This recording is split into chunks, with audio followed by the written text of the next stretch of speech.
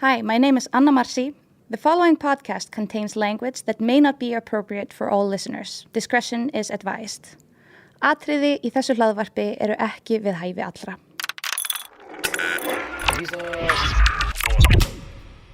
What is all this junk, Nigel? Okay, so. I don't want to call your collection junk. You can call it junk. But Nigel, what is all this junk? Okay, so the other day, E, you drove over to my studio so I could show you this box of stuff that I've been collecting for, I think, almost a decade now. 10 years of junk. Okay, so this is from a project I'm working on about the San Quentin parking lot. And so when I go to San Quentin, I always try to find something, some kind of object that was left behind in the parking lot. Damn. Yeah. So what do you think is my prized possession here? Oh, this right here. Can you describe what those are? I think it's bra underwire. Yep, it's underwires from bras. So I find these all the time in the parking lot. 1, 2, 3, 4, 5, 6, 7. I don't know, I have almost 20 of them. Well, the first time I saw one, I thought someone was just like having crazy sex out there and somehow the underwire came out. But then after I started finding more and more, I was like, wait a minute, this is happening for a reason. For some strange reason, I think prison officials feel that men can make a weapon out of an underwire in a woman's bra. Mm-hmm. And it turns out, right, when the women go to visit, they get sent out. And so instead of losing their visit, they rip the wire out and then go back in. And was that your most prized possession? This is actually the thing I love the most. This is a little notebook you could hold in your hand. It's spiral bound. It's been run over so many times, and obviously it's been rained on, that now it's kind of just a cluster of paper held together. And when I look at it, it seems like a little nest to me. So it's a nest holding somebody's information that I will never be able to know because getting wet has welded all the pages together. Nige. Mm-hmm. You had a lot of stuff in that box. Oh, yeah. I saw some lipstick, a kid's coloring book. That one really struck me because I just imagine that, like, some kid made this drawing and they were so excited to bring it in to show it to their dad, and somehow it fell out of their car and just got left in the parking lot. But Nige, why are you so interested in this stuff? Okay. All right. Well, I think you know me well enough to know that I love the stories behind things, right? So all of these little mysteries are left on the ground. These objects are like breadcrumbs. And I feel like if I look at them long enough, whatever they have to tell me is going to be revealed. And I also am so intrigued by the fact that they were in somebody's hand. They meant something to somebody at some point, and then they got left behind. So I want to rescue them. I want to rescue the stories behind them. The mind of an artist. Or Snoop. Okay, Yeah. This is a lot of stuff There's a lot here. of stuff. So one more thing I want to show you. Ha ha ha ha. What are these? Whoo, shit. Those are the clamps that held my probably 6 volumes of trial transcripts together. And when I was commuted, I quickly went up front and shredded all that shit. And being that I couldn't put them in the shredder, I just took them all out. And when I came back, Nigel swiped them. I still can't believe that you shredded it all. Weren't you worried that you still might need it at some Hell point? no. Once they commuted it, There was a no wrap. going back? That was a There's no wrap. going That was back? over. So what does it make you feel to see these? You know, those are things that hold oppression together. Yeah, but they're also your history. All right, so let me ask you this. How many hours do you think you spent going through that paperwork? Shit, years. That makes these valuable to me. Even though they represent something that you hate, they also show another side, which is you're not going to give up. Tenacity. The tenacity of Earlonne.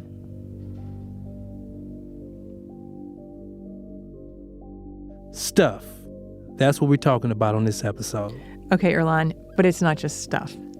Objects. Exactly.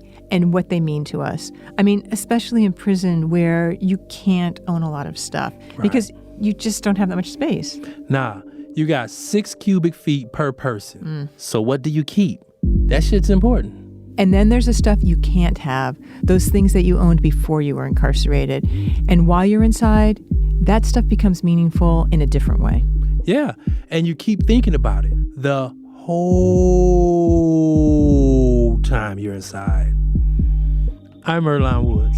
I'm Nigel Poor, and this is Ear Hustle from PRX's Radiotopia.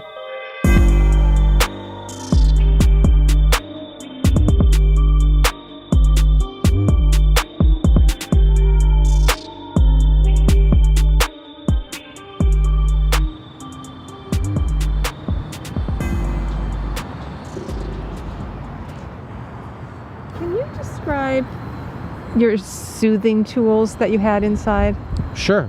I still have it. I saw it today and I was like, she's going to want to look at it. It has had the crap beat out of it since I've been out. Do you remember Joseph from when you were in San Quentin? Yep, we lived in the same building. Oh. And he worked in the library with Mesro, and he was part of that D&D group out there, the Dungeons and Dragons. Exactly. He was always out in the yard with those guys, those D&D dudes. And when you talk to him, he always had this little thingamajig that he'd sort of be turning over in his hand. And that's what he called his soothing tool. And the one that he was showing us kind of looks like a little petit four, like a little layered cake. Right. But the cube is made out of actually stacked thin pieces of wood. And then it's small enough so you can just hold it in your hand and sort of fidget with it. So what happens when you're touching it? When I'm touching my cube, it takes away my focus from like the world and what's going on around me. Like the woman behind Earlonne, probably about 15 to 20 feet away, like crunching wrappers and eating a candy bar. The gentleman walking behind you now as he scuffles, the cars, the vans, the lights winking off him. So they become peripheral because my sense of touch is forcing me to focus on the cube in my hands. To understand Joseph's relationship to objects, you have to know a bit more about how his brain works. And so some time ago, when Joseph was still incarcerated at San Quentin, I asked him to come down to the media lab so I could interview him. And I noticed that he looked just a little bit different. Your hair's longer. Yeah. Whenever my hair gets too long or my fingernails get long, it triggers like an anger type of reaction within me. Like I get very irritated and then like I'll become snarly. This is the best I can put it. Wait, why do you think that is? I believe it's a part of my autism, but I truthfully don't know. It's been that way as long as I can remember. When my hair gets too long and my fingernails get long, like I feel snarly, just like I snarl at people. One of the symptoms of my autism is intrusive imagery. My imagination is hijacked by my unconscious and blasted with like images of brutality and violence. And this happens like pretty much every waking moment that I'm conscious. Like just collages of horrible images? Horrible stuff. Like, you know, I've probably seen like 10 since I've been in this room. And they feel real? Like it's actually happening, or you know? It's not like a hallucination. It's just a powerful like a powerful overriding of like the, you know, your inner eye, your imagination. Yeah. So. Can you give a real example of? Sure. Like you picked up that pen and stabbed him in the eye, and then broke the pen off. Like they're just random vomiting of like terrible stuff. Yeah. Did you think of anything when I pulled this paper out of the notebook? So Yeah. I like to pull things. So there's a spiral, and just explain it. So there's a spiral notebook here, and when you pull paper out, some of the stuff gets left inside, and I like to pull stuff out. Like I like to pull stuff out of drains, and I like to pull that out. What did you think about when I pulled that out? Like a vein being pulled out of an arm. Yeah. So you can imagine that prison was a lot for Joseph to deal with. And the soothing tools were a big help. When I first got here, I knew that I needed something to fidget with, just because this prison was like so dank and dark and like no fresh air and no nothing to distract from it. So the very first cube I made was out of Scrabble tiles. You know, I can squeeze it between my fingers. I can roll it in my hands. I can hold on to it. I can spin it. and all kinds of stuff like that. Yeah. We'll circle back with Joseph in a minute. But first, we're going to hear from an old Ear Hustle friend. So I remember I had a ATM card from Wells Fargo Bank, ironically the bank that I robbed. I had a student ID in there. I had a Medi-Cal card. I had a Kaiser Health Benefits card in there. I had a phone book. And what kind of wallet is it? So it's a brown vintage Louis Vuitton wallet. It's Yaya. That's right. Ear Hustle producer John Yaya Johnson. You've heard his name in the credits. He was released from San Quentin in April, and now he's working with us on the show again. Yep. But this time from the outside. And we are so happy to have him back on the team. Yep. Oh, it's great. And recently, he told us a story about a wallet he had. Back before he was incarcerated. Now, let me ask you this. Is it a real Louis Vuitton or is it a knockoff? No, it's a real Louis Vuitton. When I got out, I was kind of excited because when I called my mother, she told me that she still had my wallet and that she had kept it for 25 years. And mind you, she had moved 3 different times. And every time she moved, she took this wallet and she put it in her closet. And so I kind of think like she held on to that wallet because it was an extension of me. So tell me about the guy who carried this wallet. So 25 years ago, the guy that carried that wallet was a person who, for all intents and purposes, wanted to do the right thing, but didn't necessarily confront a lot of the issues in his past. And now who carries the wallet? And so the person who carries that wallet now is a pro-social, law-abiding citizen who is a person of integrity, a person that can be trusted to be anyone's neighbor, and that's who it is. Trying to see what got you to that point. Shit. What got me to that point is just my desire to change, really.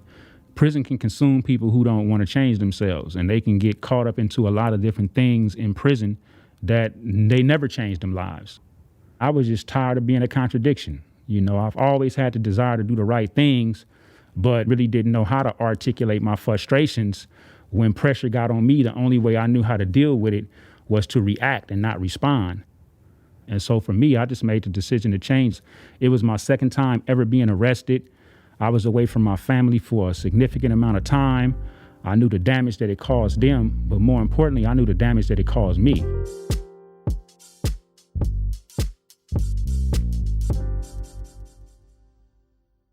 Okay, so Earlonne, I was so excited to see this wallet.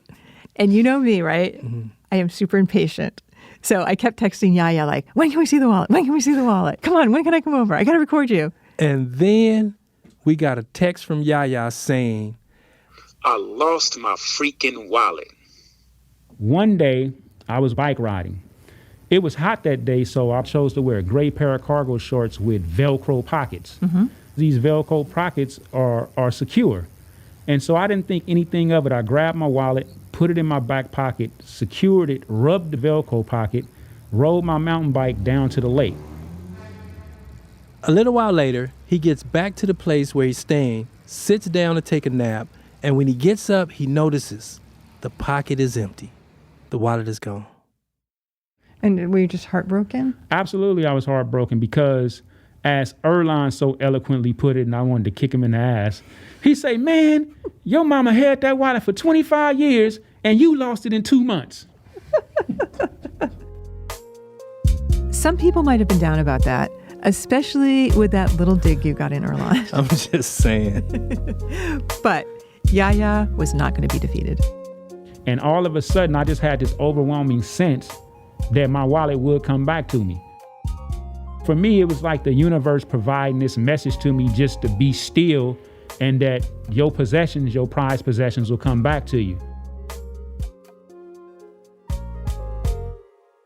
That is so Yaya to think like that. He's so optimistic. But I was optimistic with him too. Really? Because I know Lake Merritt. Mm-hmm. And one side of Lake Merritt is hella bougie. Right. You know what I'm saying? Those people look like they all have jobs. So I thought, hey, if he loses his wallet on the bougie side, he'll get it back and it'll have money in it. You know what I'm saying? Like more money in it. Probably even a credit card. Like, hey, you might need like this. Gifted? I gifted something? Well, what would you have done if you found his wallet? Oh, I'd have definitely turned in all the paperwork. As far as like, the wallet itself, I think I'd have me a new Louis wallet. Okay, well, a little while later, Yahya was at the gym and he got a text from his son, and it said that someone took the wallet and put it in the mailbox and mailed it back to me. They didn't even use the money that was in the wallet to mail it back. They mailed the wallet back at their own expense. And they wrote a note on a sticky note and said, I found your wallet at the lake on the sidewalk. Have a good day. And they were anonymous. So great. Yeah. That makes me really happy. My name is Lavelma Bird, B-Y-R-D. I've been incarcerated for 26 years, and this is a list of everything I own inside the prison. My television, family pictures, crocheting, my hobby craft, my radio, my CDs. And my name is Kerry Roberts, currently incarcerated since 2007. I'm a Rastafarian, so I have what's called a Rastafarian crown. Think of a beanie with the colors green, yellow, and red. I have a photo album of my nieces and nephews growing up since I've been down 14 years. My favorite possession, by far, that I can't do without, would be my Quran, the book of the Muslim. My name is Sean. I am in what's called the California Institution for Men, or the CIM. We don't have washers and dryers, so we wash our old clothes by hand. And as sick and as disgusting as this sounds, in a lot of prisons, we wash our clothes in the toilet. Not a very hygienic practice, but it is what it is. This call and your telephone number will be monitored and recorded. Well, I'm in a prison in which, for a while, we had buckets, 5-gallon buckets. And every now and then, the officers will come by and confiscate the buckets. And it seems like such a petty thing. What is the big deal? You lose a bucket, you replace it. But then you realize just how important that bucket is. You're in a cell that has no chair. You turn the bucket over upside down, you use it for a stool. You have no washer and dryer. You use the bucket to do your clothes. Now you don't have to wash them in the toilet anymore. It seems like such a trivial thing, but the smallest things in here can have the biggest impact upon the quote-unquote comfort of life. So, where are you taking me? I am taking you to the trunk of my car. First, I'm going to take you to the back seat of my car. Okay. So after I showed you my box of prized found possessions from the San Quentin parking lot, you said you had something you wanted to show me too. Yep. Something my father held on to while I was in prison, and I've been carrying in my car ever since he passed back in February. Describe them. Okay, so these are some lipstick red alligator dress shoes that I bought probably in 1997 or 1996. Me and my friends, we had a R&B and hip hop club. So I used to dress up a lot. And I think I spent about $550, $600 on these shoes. Oh my God, what year was that? This was 97. These have to be described a little bit better. So they are red alligator leather. There's red laces that have tassels on them with a little gold bead. So I'm not going to say they're subtle. I used to love to wear these, especially around a lot of my homeboys, because, my background was the Crips, which wear blue. You know what I'm saying? So lipstick red is like the opposite. You know what I'm saying? And I used to just have fun with that. Just to fuck with them? I mean, because they used to be looking, ain't what you gonna say? You ain't gonna say nothing to me. So when I wore these, I always had lipstick red something else on them usually. Mm-hmm. Whether it was a mock neck sweater, I used to probably have a white suit with the red. I had all kind of stuff, but I know these will stand out. Yeah. So how did you feel when you dressed up like this? Oh, you feel dapper Danish, you feel suave, you feel, great. I imagine that for pretty much anyone who gets released from prison, Earlonne, that there's this moment where you get your stuff and it's got to be like a time warp. Like, who and what am I looking at? Absolutely. Because you're being confronted with your former self, the person that you used to be. Yep. And Joseph, who we heard from earlier, the D&D guy, he recently found himself in just that situation. Joseph was released from San Quentin in December of 2019 after 15 years of incarceration. Recently, we met him in a park near where he's living. And he seems so different than the last time I saw him in San Quentin. I mean, did you notice that? Yeah, I did. Like he smiled and he was making eye contact in a way that he just never seemed to be able to do inside. Yeah, and he was definitely excited to start a new life on the outside. Mm-hmm. But to do that, there was something really important he needed to accomplish. He needed to get back some boxes of objects that his mom had been storing for him while he was in prison.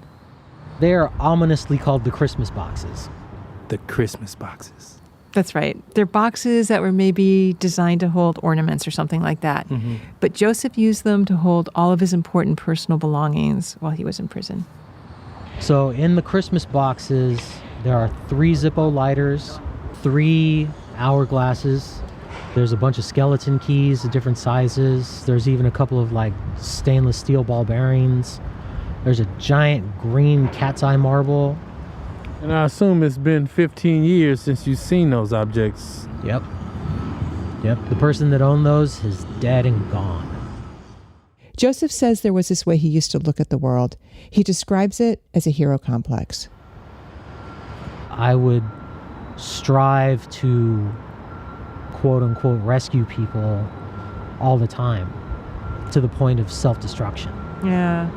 So, Yeah. And that was also like a major causative factor of the commission of my crime. To be arrested and have my life destroyed trying to do what I believed was the right thing, the whole world turned inside out. We don't usually ask about crimes, but because you're describing it, how did that play into your crime? I was asked by one of my closer friends at the time to help him kill a rapist.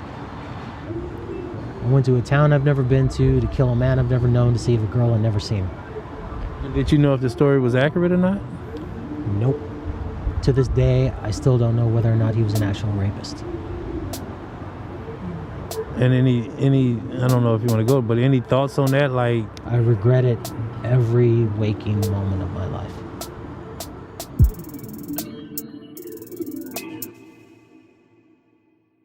Joseph was sentenced to 15 years to life for that crime. And you hear this sometimes. He says being in prison really helped him. He got a lot of therapy, took advantage of programs that were offered to him, and he really worked hard to change himself.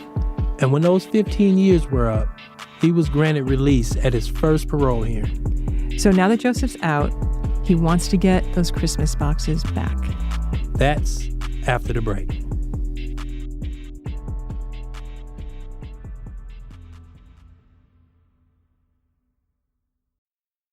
So, Joseph wanted to get the things in those Christmas boxes. His stuff from before he went to prison. And Earlonne, you had a question for him. The person whose stuff that was is no longer here. Why do you still want the stuff? I need to destroy it. That's what you're going to do with it? Yep. You know, it's a cleansing, it's a purging.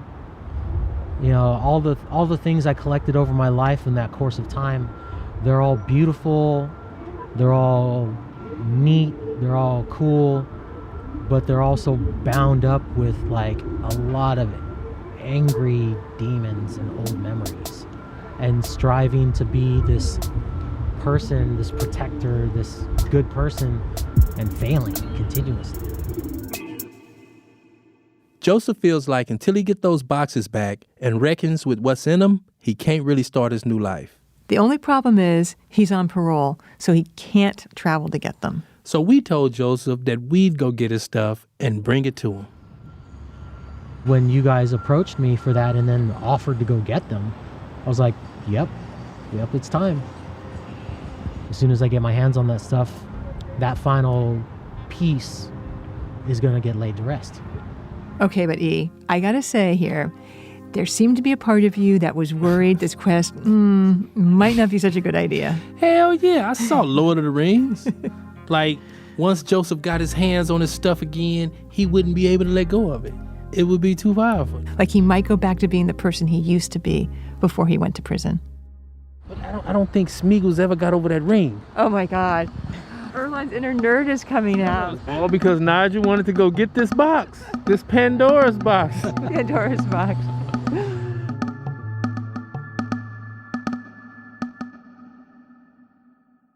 How do you feel about us asking you to do this? It's very interesting. Like, I never thought you would ask me to do this, but I'm glad you're doing it with me because I don't have to do it by myself. Yeah. I have looked at this bag and looked at the bag and said, not today, not today. So, E, want to tell us who this is? This is my sister, Tyra. Mm-hmm. And we talked to her in a previous episode, Bittersweet. Right. Tyra's son, Tyler, was my nephew. Mm-hmm. And when Tyler was a kid, both of his parents were incarcerated. So he lived with my mom's. And in 2013, when Tyler was 19 and his parents were still locked up, he was killed by the police. When Tyra got out of prison, E, your mom gave her a bag of Tyler's belongings. Mm-hmm. And Tyra's been keeping it in her closet ever since, but she's never looked at it. Nope. All the belongings were in a blue reusable shopping bag that she'd been keeping on the top shelf of a closet in her office. What's in this bag? Your mom said it's all Tyler's things, like stuff that she found, just all kind of stuff that was near and dear to him. So I just took the teddy bear out the bag because it was on top. I sleep with it every night because she said Tyler slept with this every night when he was, after you gave it to him. This is a bear that you sent him when you were in prison? Yeah, we had our first Get on the Bus where they had the mothers that get to see their children and they do crafts, they do all kind of stuff. And then we had a chance to make a bag for them.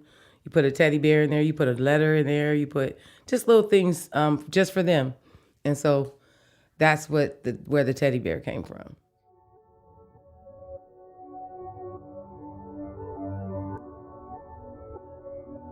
So I wasn't with you and Tyra, but I was able to join you two over video. Yeah, and how did she seem to you? Well, I remember thinking this seems like an okay thing for her, Like she was getting a chance to really think about her son and remember him. And that for the moment it felt good. It felt okay. Right. No, I did. All right, let's go. You ready?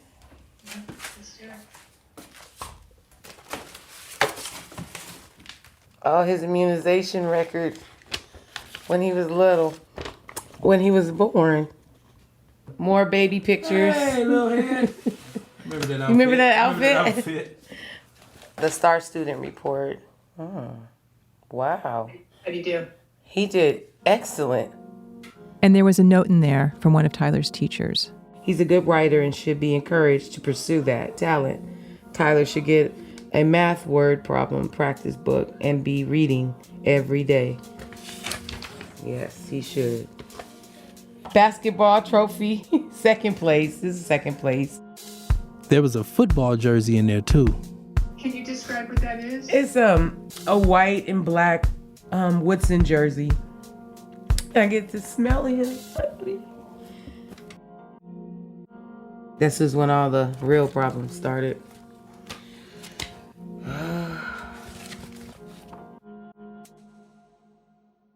Yeah, I remember when Tyler started getting into trouble. I think he was about 13 or 14. What did he do? Well, he had this little rebellious streak in him, Mm-hmm. and he even tattooed it on his face. What, rebellion? Rebellious. Oh, okay. And I remember one of the first things he did was he took my mother's car and he drove it to Inglewood, which is like maybe 50, 60 miles away. Whoa. And after that, it was just one thing after another.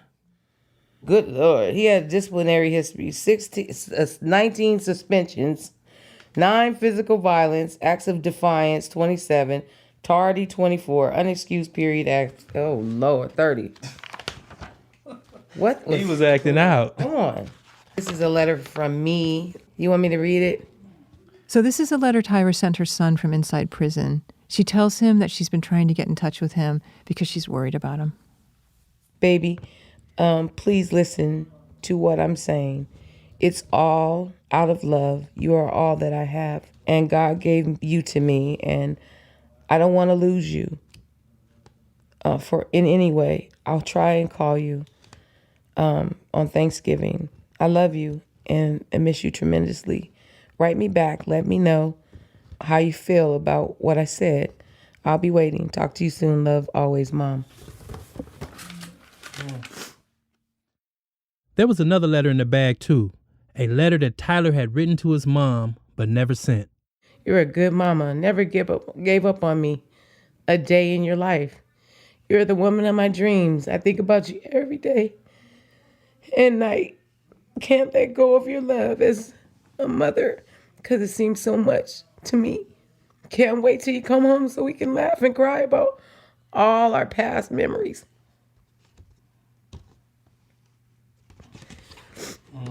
And it's a picture of me and him.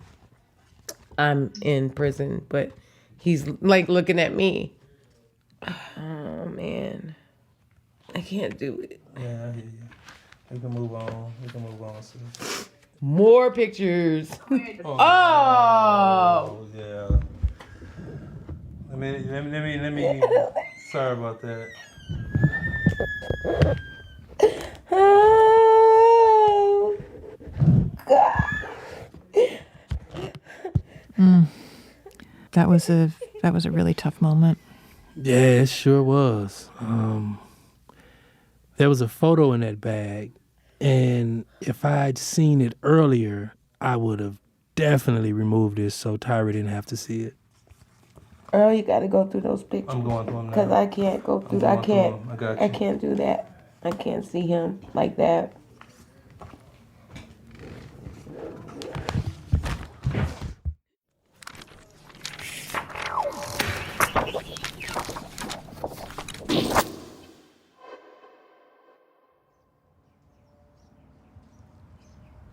My name is Carmela Frank. I am Joseph Crowder's mother. We're sitting in your carport. In the carport. It's really it's shady and cool. Yes. Okay, so E, you and I went on a quest. That's right. Joseph, who we heard from earlier, needed to get his Christmas boxes back. But because of his parole conditions, he couldn't travel to go pick them up. So we drove down to do that for him. And to sit with his mom. And a whole bunch of really chatty birds. What did you bring out to show us? What's there? I brought Joseph's baby books, so you can see some of the pictures and how he grew into such a different person once he started having issues mentally that were not identified when he was young. Did you see anything? I did, and I insisted with the pediatrician that something was wrong because nursing, he pulled away and we were done. And that was starting at 4 months. And he just didn't want to hug. He didn't want anybody to hold him. He wanted to be loved, but he loved being loved from a distance. Carmela kept trying to find a diagnosis for her son, and she wondered about autism. But she says doctors told her that Joseph was too high functioning for that. This was back in the early 80s. It was dismissed. They thought I was crazy, overbearing. Carmela said that what gave Joseph comfort was being alone with his stuff, you know, like little objects that he could hold and touch.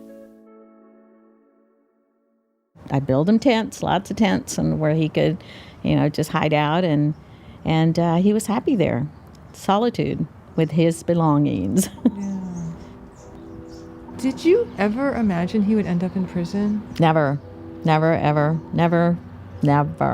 I mean, I was watching the evening news when I saw my son's picture on the television and his two friends and 3 Bakersfield men arrested for murder, gang hit.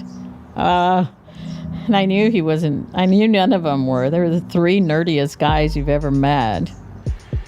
I just screamed and I couldn't believe it. Joseph was in his early 20s. He was convicted and sent to prison. And Carmela was left with boxes of his stuff. What was it like having his things around you when he went off to prison? It was like a death. It was like a death to me because he was gone. And then once he was sentenced to 15 years, or life, then I mourned his loss. Looking at him, did anything remind you, like the smells? Did it smell like him? Definitely. It did smell like him. He always reminds me of a fresh loaf of bread that's just been baked, like a good nut bread. Sweet nut bread. Once you had the boxes and he was in prison, did you go through them at all, or were they just sealed? And Once I packed them, they were in the back, in the garage. Every one of them has his name on it, and when I needed to access that area and I saw them, I'd cry, and it was hard. It was very hard for me. Was there ever a day that you forgot that he was in prison? No, I never forgot. I never forgot that he was there. I felt like he was saved, and this is a test that he's going through right now, and he's being tested to stay strong, change your life, change and make it a better life. The fact that there's a mother out there without a son is my nightmare. And I just thank God that Joseph was able to survive the prison time, but I keep reminding him, she doesn't have her son back. I have you, but she doesn't. That's my nightmare, that woman lost her son. Yeah.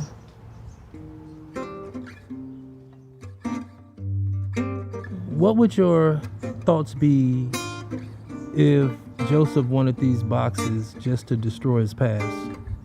What would be my thought? Go for it. Go for it and start over. That's what he has right here in his hands. He has the opportunity to start over. Get rid of the crap. Just start over. He's got it in his hands. When I got a divorce, I had a bonfire. Best thing I did. It just cleansed me.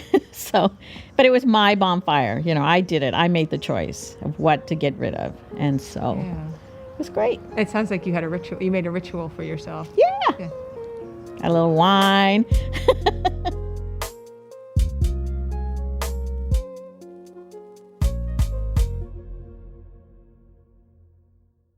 So, what do we have here? So right now you're holding my Louis Vuitton wallet from 25 years ago, California driver's license from 25 years ago when I was a young man wearing cornrows and a goatee.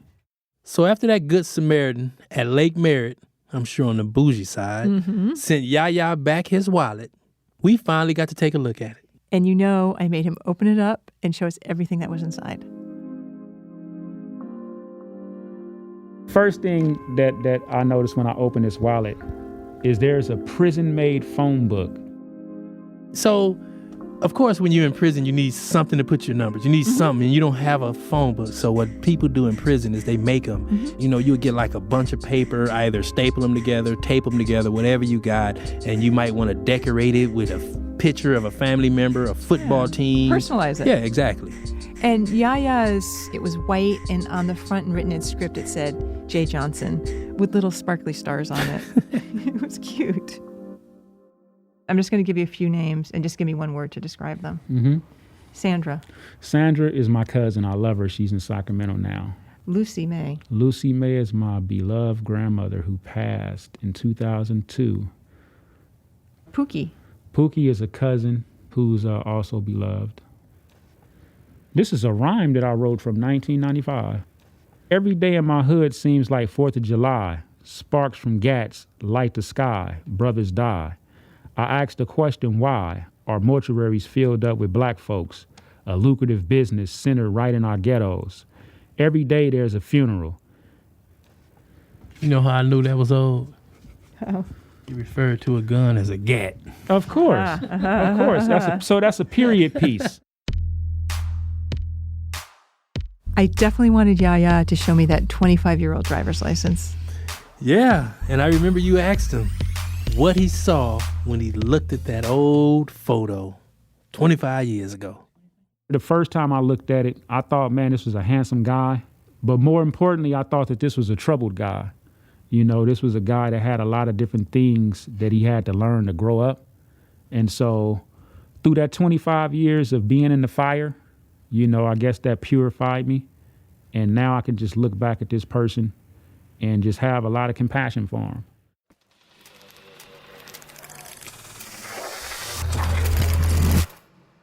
How does it feel seeing them?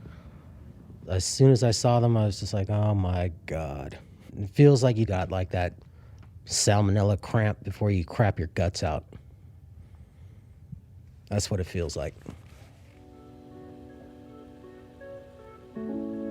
Nigel. Mm-hmm. The culmination of our quest has arrived. That's right.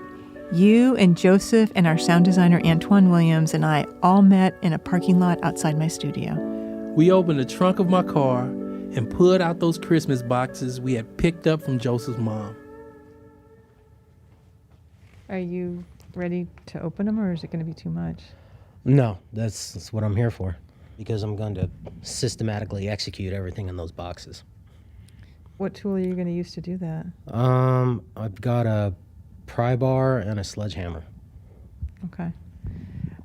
You had them on parole? No, I'm just messing with you. Yes, I got permission. Can we look at what's in there, or you just want to go right to destroying? No, I'll show you. Okay. There are 4 candles, 5 candles, 6 candles, excuse me. Each of these were made by hand by the love of my life at the time. She made these for me. This smell when you open the box is so intense. It's a very sweet, kind of earthy smell. Mm-hmm. I'm amazed how potent that is. Yep. What kind of memories does that smell bring back for you? The first word that comes to mind is hate. Why hate? Because I hate what I became as I collected these things. I hate what I allowed myself to become. Which is? I thought I was becoming a hero, but I ended up becoming a monster. So next I'm pulling out 3 hourglasses. I found this stone at the Kern River. This was a cork from a Hennessy bottle. Anybody want a Snoop Dogg CD? Some old bills from before I got arrested. It might be a check in there somewhere. Yeah. Nah. What's that? That is one of the original gangster fidget tools. Okay, so this original gangster fidget tool is this bracelet made out of braided rope. And on it is this little bead that you can spin. So as he was talking about it, Joseph put it on. And when he did that, he just ugh. Oh yeah, he just shuddered. He had this physical reaction to it that you could see. That felt gross. I'm not doing that again. Seems like it just irritated you putting it on. Yeah, it triggered some good memories. And by good, I mean shitty.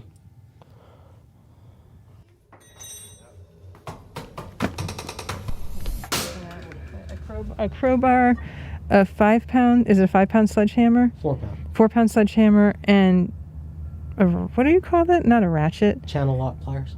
Everyone has eye covering. Antoine does not. You better step back. Yeah, you guys be careful.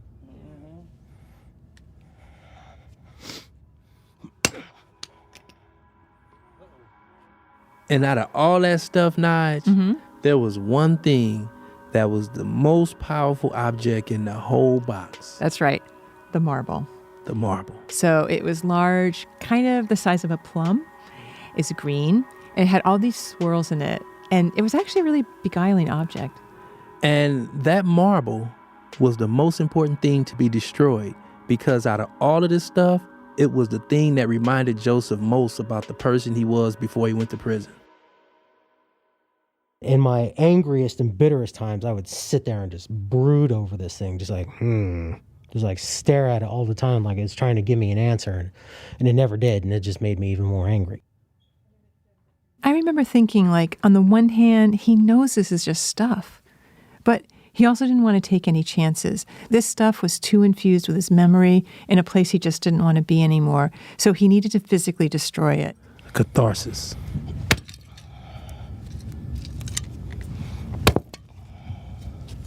Reverence will give it power. I don't want to give it power back. I don't want this crap setting up shop in my house again.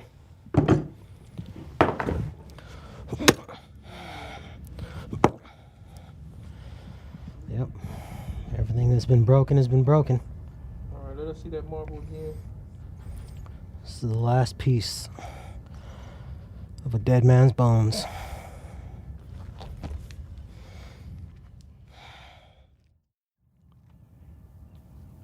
But I'm kind of curious, like we went through this whole thing today that was very emotional.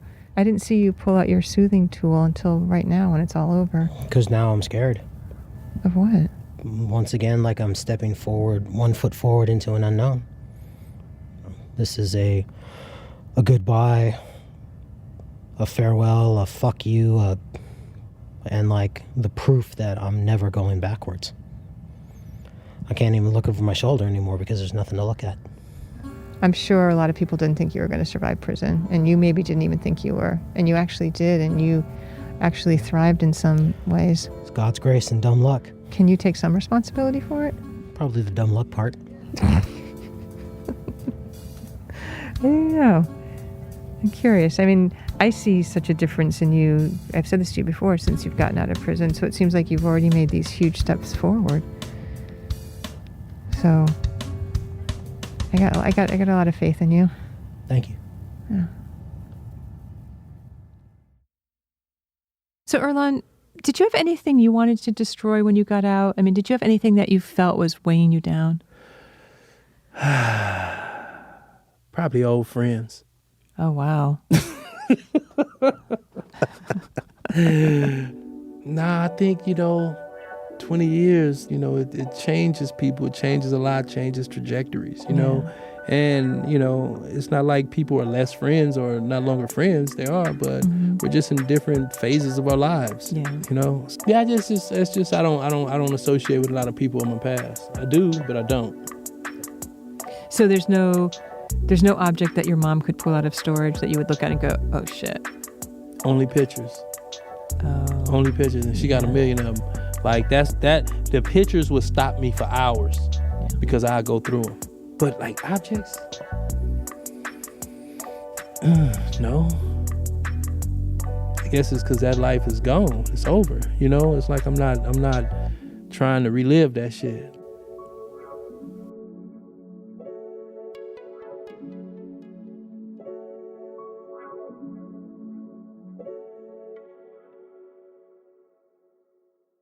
Nige. Yes. We would be remiss if we did not hear from our co-host inside San Quentin, the Honorable Rasan New York Thomas. That's right. Hey. Hey. Hey, what's up, Naj? Hi, my friend. Good to hear your voice. I'm good. And so we asked him, what do you have in your cell right now that you couldn't get by without? My most important possession in my cell right now is my typewriter, because my typewriter keeps my voice free. I've been down with this thing like 16 years, and right now I'm using it more than ever. What does it look like? It's huge. It's the size of like 10 keyboards. It's so old the memory don't work. It keeps forgetting what we talked about. Killing me too, because you get 25 pages per one typewriter cartridge, and a typewriter cartridge costs $13. I write it out by hand first. And I get it all perfect and rewrite it until I'm finally happy. And I try to type it in one take. You know what I mean? But it does definitely make. And when I'm in a flow and I'm really in a zone, I just gotta hope my son doesn't have to use the bathroom. Oh man. Okay, let me ask you this, New York. New York, you've got enough to write an article or a love letter. Which are you going to do? So, a love letter should be written by hand, Nigel. Real love. It has to do with penmanship. Got you on that one, Nige. That's a perfect answer. Spoken like a true romantic. Spoken like a man that don't want to spend $25 on that letter.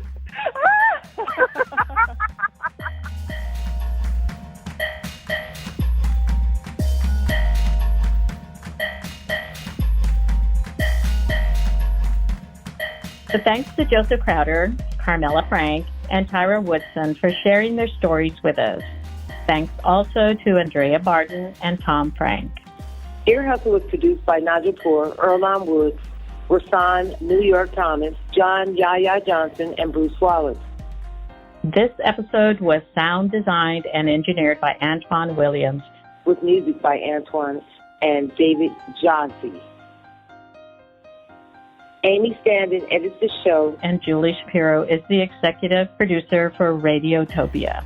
Ear Hustle would like to thank acting warden Ron Broomfield, and as you know, every episode of Ear Hustle has to be approved by this guy here. So this is Lieutenant Sam Robinson, the Public Information Officer at San Quentin State Prison. For those of you out there, remember it's election time, so make sure you're registered and get out to vote. And otherwise, I will say that I approve this episode. This podcast was made possible with support from the Chan Zuckerberg Initiative, working to redesign the justice system by building power and opportunity for communities impacted by incarceration. Thanks for that, Carmela and Tyra. Ear Hustle is a proud member of Radiotopia from PRX, a collection of the best podcasts around. And you can hear more at radiotopia.fm. Now, before we go, we have a few more folks that we wanted to give a shout out to. Right. These are a few of our loyal listeners who donated during Ear Hustle's recent fundraiser. Thanks to David Arden, Amanda Aronoff, Philippe Audi, Julia Bator, Laura Belzer, Nadia Boltz-Weber. Earlonne, we've got so many people to thank, and honest to God, I think we can do better than just saying their names. Nige. Yes. I have an idea. Lay it on me, my friend. How about we loop our musical wizard Antoine William in and make a song? I love that idea. Okay, I'm Nigel Poor. And I'm Earlonne Woods. Thanks for listening.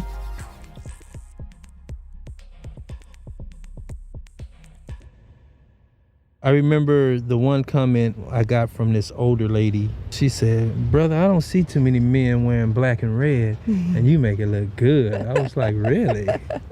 Really? Radiotopia.